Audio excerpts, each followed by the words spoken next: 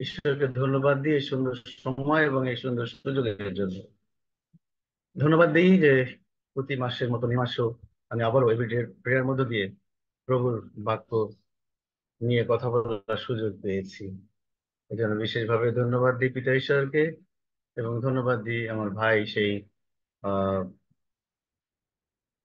সুমন হালদারকে, এবং অবশ্যই এভরিডে প্রেয়ারের সকলকে যারা পরিচালনায় আজ পর্ষদে আছেন তাদের সবাইকে। আমি আজকে যে বিষয়ে নিয়ে কথা বলতে চাচ্ছি, আমার কেন জানি মনে হচ্ছে কাকতালীয় হয়ে যাচ্ছে। গত কয়দিন যাবত ধরে একই বিষয় মনে হয় পাশাপাশি বলতে গেলে সারমর্মটা একই নিয়ে কথা বলছেন অনেকেই। গতকালকে আমাদের শ্রদ্ধেয় ডেভিড আঙ্কেল কথা বলেছেন, আজকে ন্যান্সি কথা বলেছে, একটা অন্য একটা জুমে শুনলাম তার সেই বাক্যগুলো ঠিক অনেকটা এরকমই। এবং আমি যে বিষয়ে কথা বলতে চাচ্ছি এটাও অনেকটা ওইরকমই। তবুও জানি না, ওই যেমন প্রভুর বাক্য প্রতি ভোরে নতুন নতুন আকার ধারণ করে, ঠিক তার বাক্য আমাদের অনেকের মধ্য দিয়ে অনেক রকম এক এক রকম ভাবে আসে। আমরা যে যেভাবে ফিল করি বিষয়টা সেরকম। আর আমি সব সময় যেরকম বলে থাকি, আজও সেরকমই বলছি, যে আমি কোনো পণ্ডিত ব্যক্তি নই, একদম ভালো মানুষও নই। পৃথিবীতে যত খারাপ মানুষ আছে তাদের মধ্যে থেকে আমি একজন। এবং সাধু পৌলের ভাষায় যদি বলতে চাই তাহলে বলতে হবে, I am a sinner save by his grace. I am just a sinner, আমি একজন পাপী, এটুকুই। আমি তার দয়া এখনো বেঁচে আছি, এবং সেই পাপময় পথ থেকে বেরিয়ে আসার জন্য আমি প্রাণপণ চেষ্টা করছি। এবং যার জন্য হয়তো এই সুযোগ আমি ঈশ্বর আমাকে দিচ্ছেন। যাই হোক, আমি যে বিষয় নিয়ে কথা বলতে চাই সে বিষয়টা হচ্ছে হিম শীতল রক্ত বা কুল ব্লাড। আমরা অনেকেই জানি হিম শীতল রক্ত, রক্তটা কখন শীতল হয় কখন। আমি বেশ কিছুটা দিক, বেশ কিছু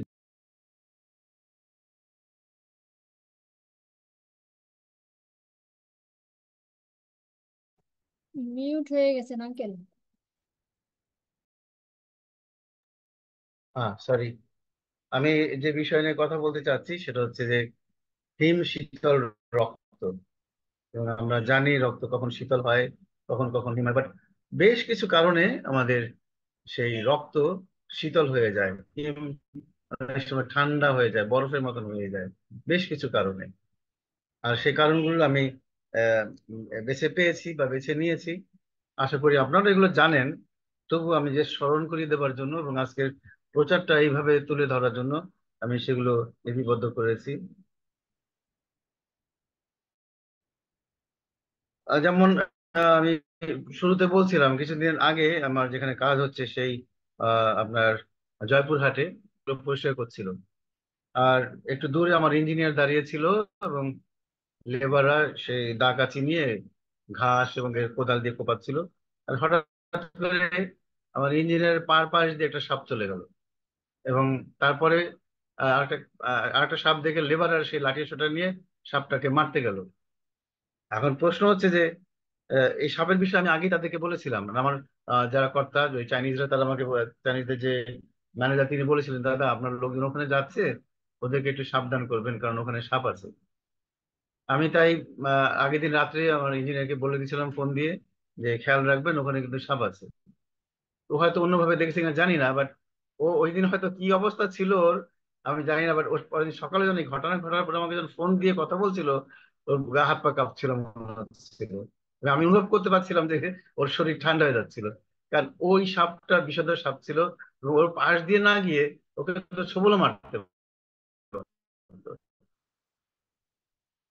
যাই হোক, ও বেঁচে গেল এবং আমার লেবারও বেঁচে যেতাম, আমি তো অজ্ঞান হয়ে যেতাম। সাপ দেখলে হয়তো অজ্ঞান হয়ে যেতাম। ওই চলে গেছে বা মারতেছে লোকজন, ওইটা দেখার সুযোগ আমার তো না হয়তো। মানে তখন আমার সেই শরীর হিমশীতল হয়ে যায়, এবং সাপ দেখলে আমাদের অনেকেরই শরীর হিমশীতল হয়ে যায়, আমরা জানি ভয়ে। হ্যাঁ, এবং সেই সাপের ইসে পরে আমি আসছি। হ্যাঁ, যে সাপ কিভাবে আমাদেরকে ভয় দেখায়, এবং এই সাপ কি মারাত্মক আকার ধারণ করেছিল আমাদের জীবনে। সাধু পুস্তকে দেখি সেই শয়তানের রূপ ধারণ করেছিল, এই সাপ আমাদেরকে ভয় দেখিয়েছিল, প্রলোভন দিয়েছিল। তা আজকে আমরা দেখি সেই সাপ এখনো মানুষকে কামড়ে দেয়, মানুষকে বাঁচাতে পারে না। সাপ দেখলে আমরা ভয় পাই, সে যে কোনো সাপই হোক। আমরা জানি সে আমাদের পুকুরে যে সাপগুলো থাকে, দোরা সাপ বলি, সেগুলো কিন্তু কামড়াতে পারে না বা কামড়াতে আসেও না সাধারণত। এখন তাদের গায়ে পাড়া না লাগলে আসে না। কিন্তু ম্যাক্সিমাম সাপই মানে সুযোগ পেলে ছোবল দিয়ে চলে যায়। তো সেই দিক থেকে আমি বিবেচনা যদি করি, যে এই সাপ দেখে আমরা ভয় পাই। আর একটা হলো যে কিছুদিন আগে আমরা দেখলাম আমাদের মুসলিম ভাইরা তারা কুরবানি দিল, এবং দেখবেন যে রাস্তায় রাস্তায় শত শত গরু খাসি কুরবানি দেওয়া হলো, এবং সেখানে দেখবেন যে রক্ত থরথর করে পড়েছে রাস্তার মধ্যে। হ্যাঁ, সেই হিম, সেই রক্তগুলো শীতল হয়ে গিয়েছিল। একটা প্রাণ নিস্তেজ হয়ে গেছে, প্রাণের রক্ত পড়ে রাস্তার মধ্যে থরথর থরথর করছে। একটা প্রাণকে মেরে ফেলা হয়েছে, সেই প্রাণীটা রক্ত থরথর থরথর করছে, সে প্রাণীর রক্তটা শীতল হয়ে গেছে। তারপর আমরা দেখি মৃত্যুর আগে আমাদের শরীরও একই অবস্থা হয়, যে আমরা যখন মারা যাই কয়েক ঘন্টার মধ্যেই আমাদের শরীর শীতল হয়ে যায়, ঠান্ডা হয়ে যায়। আমরা হাত দিয়ে ধরি, আমার স্ত্রী যখন মারা গিয়েছিল আমি তাকে ধরছিলাম বারবার, এবং দেখি তার শরীর আস্তে আস্তে ঠান্ডা হয়ে যাচ্ছিল। আমরা কোনো বরফ দিই নাই, এমনিতেই তার শরীর আস্তে আস্তে বরফের মতন ঠান্ডা হয়ে যাচ্ছিল। এটা হচ্ছে আর এক ধরনের ভয়, আর এক ধরনের হিমশীতল। এই হিমশীতল হচ্ছে অন্তিম শয্যার হিমশীতল। এই হিমশীতলের এই বরফ ঠান্ডা রক্তের প্রমাণ হচ্ছে অন্তিম শয্যার রক্ত প্রমাণ। আমরা যাচ্ছি, আমরা চলে যাচ্ছি, আমাদের প্রাণ আমাদের দেহ ছেড়ে চলে যাচ্ছে, সেই সময়কার হিমশীতল।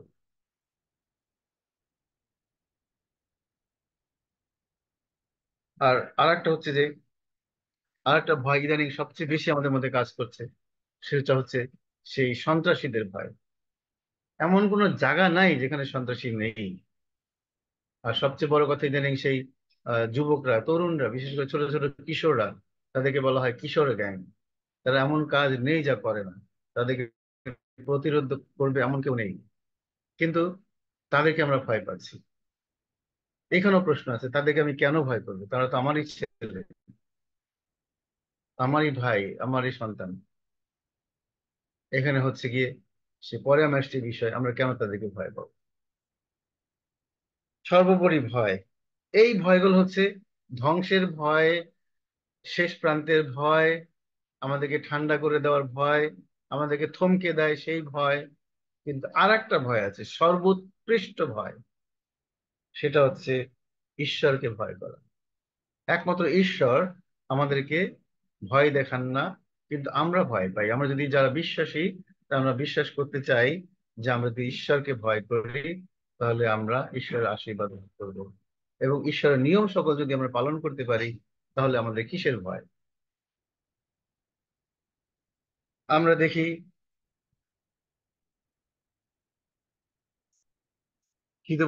হিতোপদেশ তার একের 7 পদে আছে, সদাপ্রভুর ভয়, সদাপ্রভুর ভয় জ্ঞানের আরম্ভ, জ্ঞানের প্রজ্ঞা। আহ,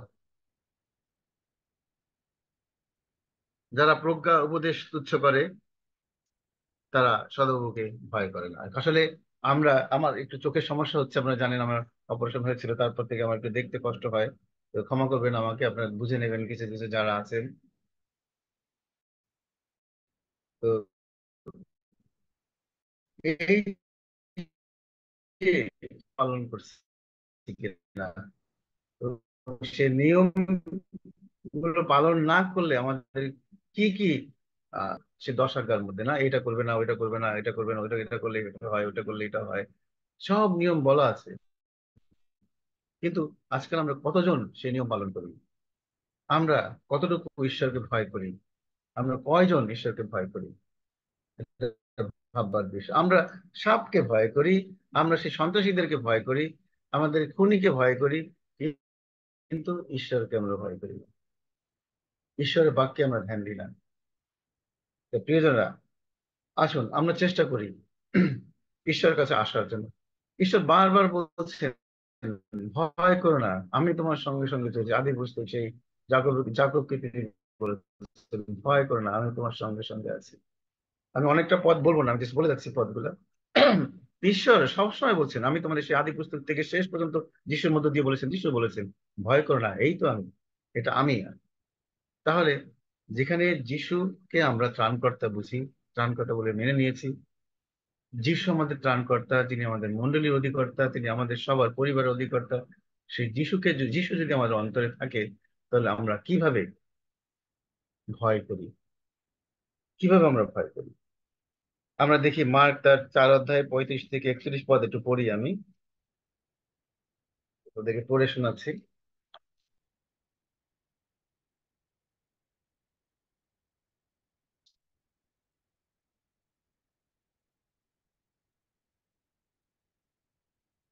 35 থেকে 41 পদ। সেই দিন সন্ধ্যা হইলে তিনি তাহাদিগকে বলিলেন, চলো, আমরা ওপারে যাই। তখন তাহারা লোকদিগকে বিদায় করিয়া তিনি নৌকাতে নৌকাখানিতে যেমন ছিলেন, তেমনি তাকে সঙ্গে লইয়া গেলেন, এবং আরো নৌকা তাহার সঙ্গে ছিল। পরে পরে ভারী ঝড় উঠিল, এবং তরঙ্গমালা নৌকায় এমনি আঘাত করিল যে নৌকা জলে পূর্ণ হইতে লাগিল। তখন তিনি নৌকার পশ্চাৎ ভাগে বালিশে মাথা দিয়া নিদ্রিত ছিলেন। আর তাহারা তাহাকে জাগাইয়া কহিলেন, হে গুরু, আপনার কি চিন্তা হইতেছে না যে আমরা মারা পড়িলাম? তখন তিনি জাগিয়া উঠিয়া বাতাসকে ধমক দিলেন ও সমুদ্রকে বলিলেন, নীরব হও, স্থির হও। তাহাতে বাতাস থামিল এবং মহাশান্তি হইল। পরে তিনি তাহাদিগকে কহিলেন, তোমরা এইরূপ ভীরু হও কেন? কেমন তোমাদের বিশ্বাস নাই? তাহাতে তাহারা অতিশয় ভীত হইয়া পরস্পর বলিতে লাগিল, আজ্ঞা, মানে, আমেন। এই যে দেখুন, এই বায়ু অর্থাৎ ঝড়, ঝড় দেখলে আমরা ভয় পাই, ছুটে যাই ঘরের মধ্যে বা নিরাপদ কোনো স্থানে আমরা চলে যাই। হ্যাঁ, সমুদ্রে যখন ঢেউ ওঠে, তখন আমরা ভয়ে মানে গুটিসুটি হয়ে একটা কোনায় গিয়ে বসে থাকি। যদি আমরা নৌকায় থাকি বা লঞ্চে থাকি বা স্টিমারে থাকি, আমরা তখন ভয়ে থাকি। আর এই বুঝি ডুবে গেল, এই বুঝি সবকিছু শেষ হয়ে গেল, এই বুঝি ভেঙে চুরমার হয়ে গেল। কিন্তু যেখানে যিশু নিজেই আছেন সেই নৌকার মধ্যে, তখনকার সময় সে তার শিষ্যরাও ভয় পেয়েছিলেন, এই বুঝি তাদের সে নৌকা ডুবে যাচ্ছে। এবং তখন যিশু তাদেরকে এই সান্ত্বনা দিলেন, আমি আছি তো, আমি আছি তো, তোমরা ভয় করো না। তোমাদের বিশ্বাস কই? যেখানে আমি আছি সেখানে কেন তোমাদের বিশ্বাস থাকবে না?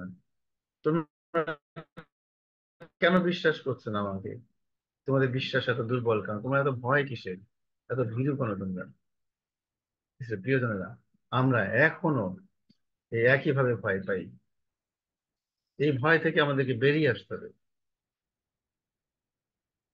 যিশু যেখানে আমাদের বারবার বলছেন, তোমরা ভয় পেও না, আমি আছি। ঈশ্বর আমাদেরকে বলছেন, ভয় পেও না, কারণ আমি তোমার সঙ্গে সঙ্গে আছি।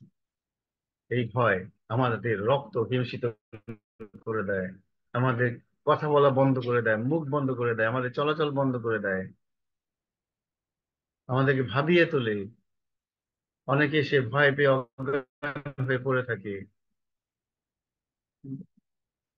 তাহলে সেই ভয় থেকে মুক্তি পাওয়ার জন্য যিশু আমাদের সঙ্গে সঙ্গে আছেন। যিশু বলছেন, আমাদেরকে বারবার বলেছেন, হিয়ার গান, যিশু আমার সাথে সাথে চলো, নইলে তরি ডুবে গেল। আজকে সে পাঠের আলোকে জীবন পথের মাঝি। সেটা প্রিয় জানা, আমরা অনেক কিছু করি, আমরা অনেক বলবান, মানে আমরা যদি বলি যে আমরা অনেক সময় বীরত্ব দেখাই অনেক কিছু নিয়ে, কিন্তু সত্যি সত্যি যখন আমাদের জীবনে দুঃখ কষ্ট কিংবা আমাদের জীবনে ধ্বংস নেমে আসে, তখন আমরা ভীত হই। ভীত হই ঠিকই, কিন্তু যাকে স্মরণ করার কথা আমরা তাকে স্মরণ করছি না। আমরা অন্য কিছুতে আশ্রয় নিচ্ছি। যদি সন্ত্রাসীরা আক্রান্ত করে, আমরা কি করি? প্রাথমিকভাবে হয়তো আমরা পুলিশকে খবর দেব, অথবা আমরা এলাকার যারা বড় ভাইরা আছে, যারা মুরব্বী আছে, তাদের কাছে যাব, তাদেরকে বলবো, ভাই একটু সমাধান করে দেন। তাতে কখনো সমাধান হয়, কখনো হয় না। বেশিরভাগ ক্ষেত্রে উল্টো রিয়াকশন হয় আমাদের মধ্যে। বেশিরভাগ ক্ষেত্রে দেখা যায় যে আমাদের আহ, উল্টা হামলা হয় আমাদের প্রতি। কিন্তু যদি আমরা যিশুর কাছে যাই, যিশুর কাছে নত হই, ঈশ্বরের কাছে নত হই, তাহলে কেউ আমাদের কিছু করতে পারবে না। যেমন মথি 10 অধ্যায় 28 পদ যিশু বলছেন, আর যাহারা শরীর বধ করিতে পারে, কে ভয় করিও না। যারা আমাকে মেরে ফেলতে পারে, হ্যাঁ এইটুকুই, আমাকে মেরে ফেলতে পারবে, কিন্তু আমার আত্মাকে তো মেরে ফেলতে পারবে না। আমার শরীরকে তারা গুলি করে, অস্ত্র দিয়ে, চাপাতি দিয়ে কেটে কেটে টুকরো টুকরো করে ফেলে ফেলে দিতে পারবে, কিন্তু আমার আত্মা, যে আত্মার মালিক বা স্বত্বাধিকারী একমাত্র ঈশ্বর, সে আত্মাকে কিন্তু তারা ধ্বংস করতে পারে না। তাহলে কেন আমরা তাদেরকে ভয় করবো?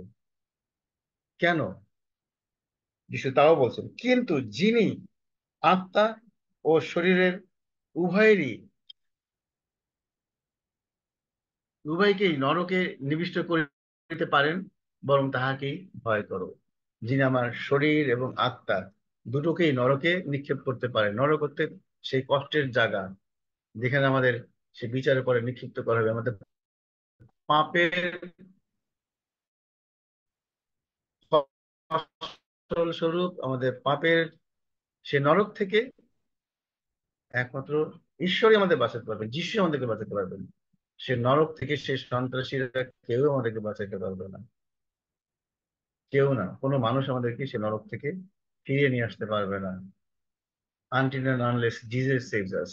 যিশু যদি আমাদেরকে না বাঁচান, তাহলে কেউ আমাদেরকে বাঁচাতে পারবে না। আমাদের মনে আছে স্মৃতিশের মধ্যে একটা অধ্যায় আছে যে যিশু বলছেন, আমি আসবো তখন ছাদ থেকে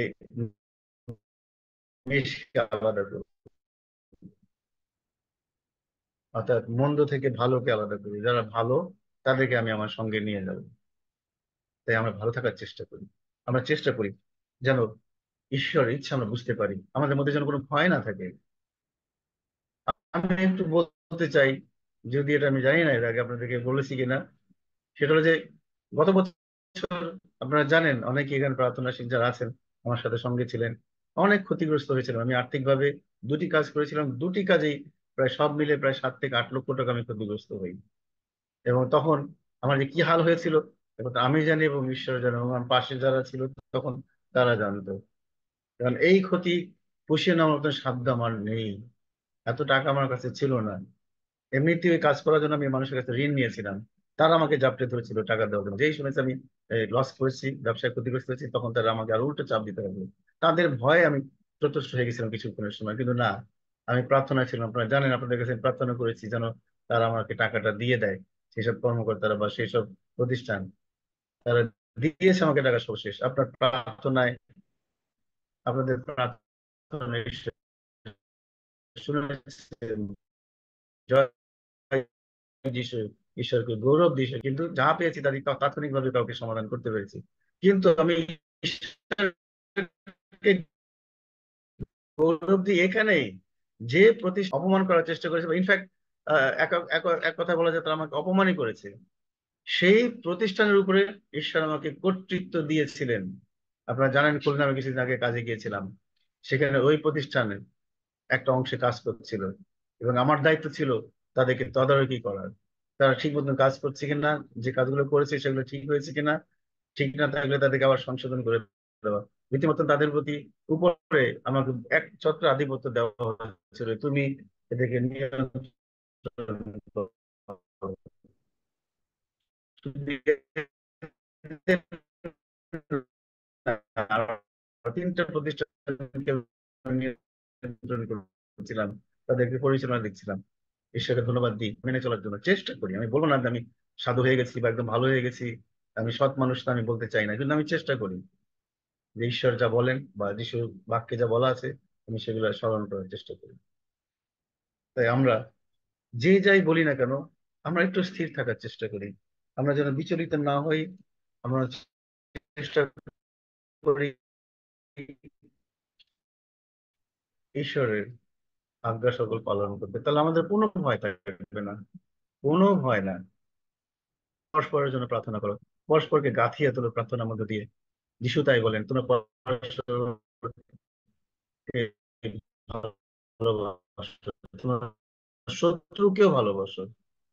যে তোমাকে তাড়না করছে, যে তোমাকে কষ্ট দিচ্ছে, তুমি তাকে ভালোবাসা দিয়ে বুঝাও যে তুমি তাদের মতো না, তুমি অন্যরকম, তুমি যিশুর প্রতিনিধি, তুমি যিশুর সে শিষ্য বা যিশুর অনুসারী তুমি, ঈশ্বরের সন্তান, ঈশ্বরের আশীর্বাদের সন্তান তুমি। আমরা আজকের এই দিনে শুধু এইটুকুই আমরা মাথায় রাখি যে জাগতিক ভয় এটা ভয় না।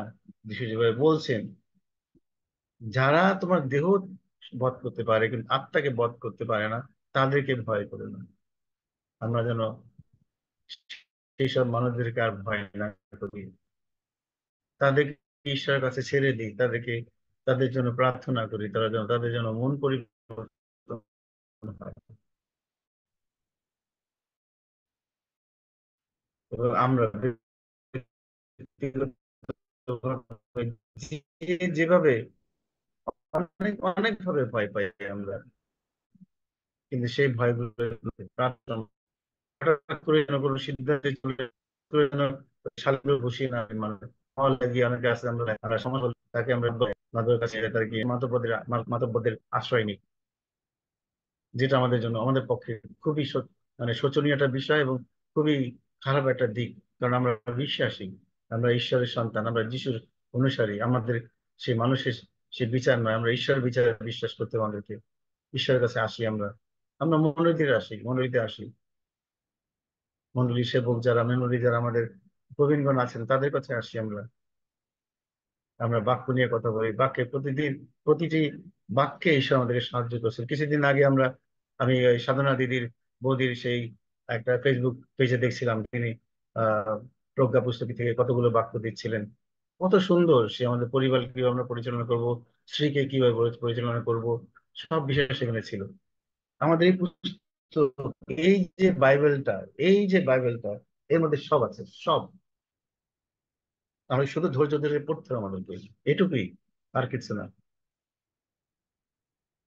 এই জন্য আমি বিশ্বাস করি যে আমি যেভাবে আশীর্বাদিত হয়েছি, ঈশ্বর যেভাবে আমাকে আশীর্বাদ করেছেন, আপনারাও ঠিক সেইভাবে ঈশ্বরের আশীর্বাদের নিচে আছেন, এবং ঈশ্বর আপনাদের সবাইকে সেভাবে আশীর্বাদ করে যাচ্ছেন। এবং আমরা যেভাবে বলছিলাম শুরুতে, আমাদের দিদিরা বলছিলেন যে আমরা 4 বছর ধরে প্রার্থনা করছি, অনেক আশীর্বাদ লাভ করছি, অনেক অনেক ভাবে আশীর্বাদ লাভ করছি। সত্যি তাই, নাহলে আমরা কেউ এত হাসি মুখে প্রতিদিন রাত্রে এত কষ্ট করে বসতাম না। অনেকে আমাদের মধ্যে আছেন যারা এমবি কিনে, মোবাইলে এমবি চার্জ করে তারপরে সেই এই প্রচার শুনছেন। তাদের জীবনের জন্য ধন্যবাদ দিই ঈশ্বরের কাছে। ঈশ্বর তুমি তাদের সহায়তা করো, তাদেরকে আরো উদ্বুদ্ধ করো, আরো অনেকেই উদ্বুদ্ধ হোক। আসুন প্রার্থনা করি। মঙ্গলময় পিতা, তোমাকে ধন্যবাদ দিই যে বাক্য তুমি আজকে আমাকে দিয়েছো, সে বাক্যে পরিতৃপ্ত হয়েছে এখানে উপস্থিত সবাই, আমি নিজেও প্রভু গো। প্রভু গো, তুমি আমাদের সবাইকে আশীর্বাদ করেছো, আমি বিশ্বাস করি। তোমায় প্রভু গো, এমনি করে তোমার বাক্যে যেন সবাই প্রীতিভাজন লাভ করে প্রভু, তোমার প্রীতিভাজন লাভ করে। আর যেন কোনো ভয় আমাদের অন্তরে না থাকে প্রভু গো। তোমার ভয়, সেই ভালোবাসার ভয় নিয়ে আমরা যেন জীবন যাপন করতে পারি। হ্যাঁ দামায় প্রভু, তুমি আমাদের কাউকে পরিত্যাগ করো না। তুমি বলেছো আমি কোনো ক্রমেই তোমাকে পরিত্যাগ করবো না।